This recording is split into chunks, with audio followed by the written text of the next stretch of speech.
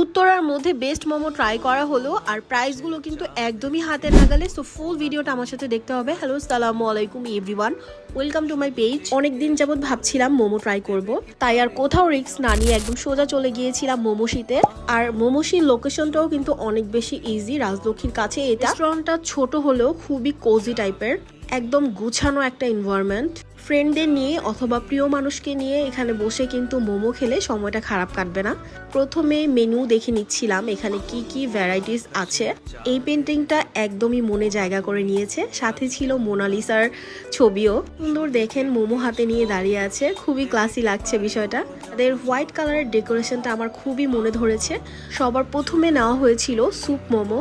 এটা দেখতে যেমন টেম্পটিং লাগছে, খেতেও কিন্তু খুবই অসাধারণ, একবার টেস্ট করাই যায়। আর পাশে যে দুটো প্লেট দেখছেন, এটা ছিল একটা মোমোর কম্বো। এই মোমো কম্বোগুলো এত বেশি অসাধারণ। আর স্যুপ মোমোর মধ্যে কিন্তু অনেকগুলো প্রন ছিল, সাথে চিকেনও। তবে যেই ব্যাপারটা সব থেকে বেশি ভালো লেগেছে, এই মায়োটা দিয়ে চিজ মোমো আর নাগা মোমোটা আমার কাছে একদম টপ লেভেলের খেতে মনে হয়েছে। টেস্ট অ্যাজ ইউজুয়ালের মতো ছিল না।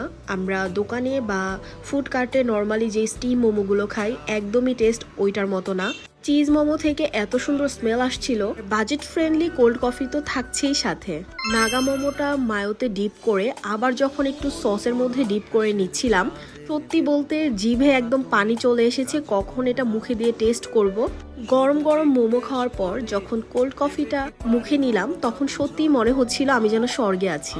কম্বিনেশনটা জাস্ট ডেডলি ছিল। বান্ধবীর সাথে গল্প করতে করতে মোমো খাওয়ার মজাই আলাদা। সেই মোমোটাও যদি এত বেশি মজাদার হয়ে থাকে, তো মোমো খেয়ে আমরা বের হয়ে গিয়েছিলাম দিয়াবাড়ি যাওয়ার উদ্দেশ্যে।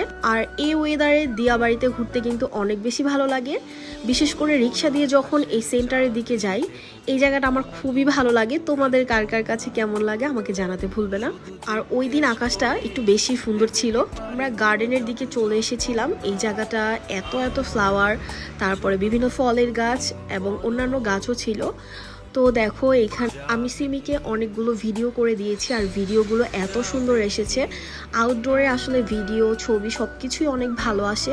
ব্যাকগ্রাউন্ড যদি এইরকম সুন্দর ন্যাচারাল হয়, তাহলে তার কথাই থাকে না।